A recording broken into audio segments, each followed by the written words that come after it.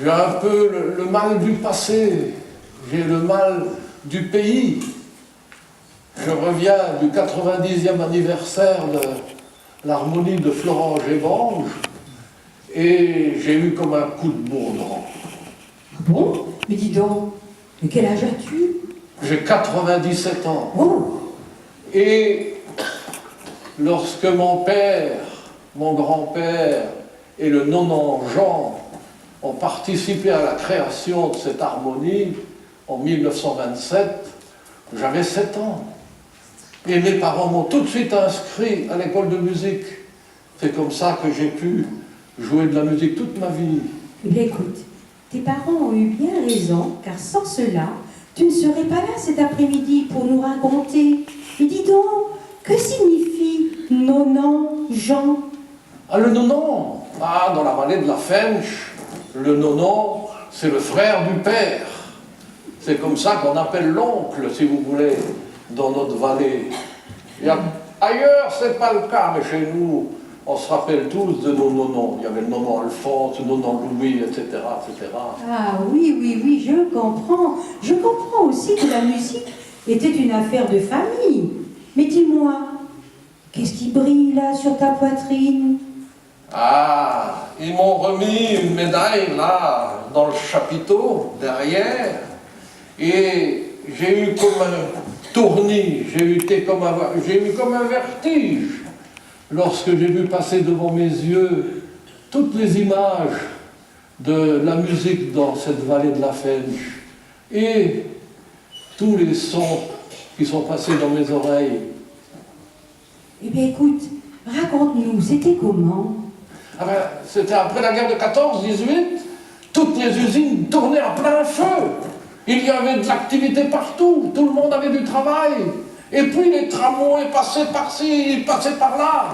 Et puis il y avait du monde partout. Et au grand moment de fête que nous avions dans la vallée, chaque village, chaque ville avait son hymne musical. Et lorsqu'on faisait des rassemblements, eh bien, chacun défendait ses couleurs. Et puis on avait chacun notre hymne. Des hymnes? Tu vas un petit peu fort, non? Ah ben, c'était un morceau qu'on aimait bien. Moi, j'appelle ça un hymne. Tiens, par exemple, à Florange, on avait beaucoup de gens qui travaillaient à la fonderie de Vindel de Srémange. Et à l'intérieur de cette usine, eh bien, les contacts se faisaient entre les musiciens et puis ils jouaient un morceau qu'on appelait la fonderie, je crois. Et ce morceau avait aussi en finalité l'hymne des mineurs de fer de notre vallée. Ben, écoute, pourrais-tu nous jouer cet hymne? Mais je n'ai pas d'instrument, Ouais. je n'arrive plus à jouer. Regarde la surprise. Une étoile a des effets magiques. Quoi? Regarde ce qui arrive, Ernest. Mais c'est mon baryton. Ça fait 50 ans que je ne l'ai pas vu. Mais où qu'il était? Comment tu t'appelles? Louis? Et tu fais de la musique, toi? Tu fais de la musique où? À Florent, À l'harmonie de Florent? Et tu joues quoi? de la trompette. De la trompette, assieds-toi, mets-toi là, tiens. Oh, dis donc mon baryton. C'est la magie, tu vois. La magie des étoiles, Ernest.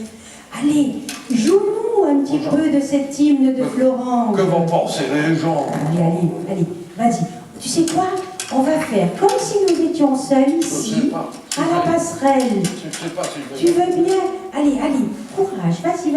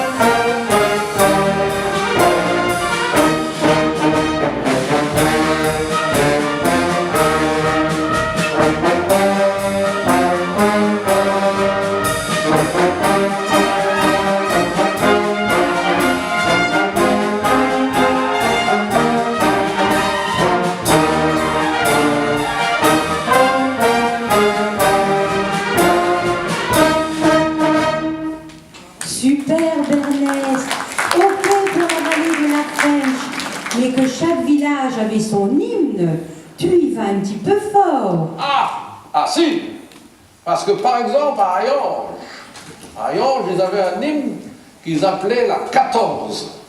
C'est un numéro dans un vieux carnet perdu, et la 14, on l'entendait encore dans les Sainte-Cécile à l'époque des années 60, 70, quand on faisait encore la Sainte-Cécile au Molitor, dans le cercle Molitor, pas dans le cinéma, dans le cercle Molitor derrière, et la 14, on a joué la 14 de Hayange. Et si on fermait les yeux, Ernest, pour écouter la 14?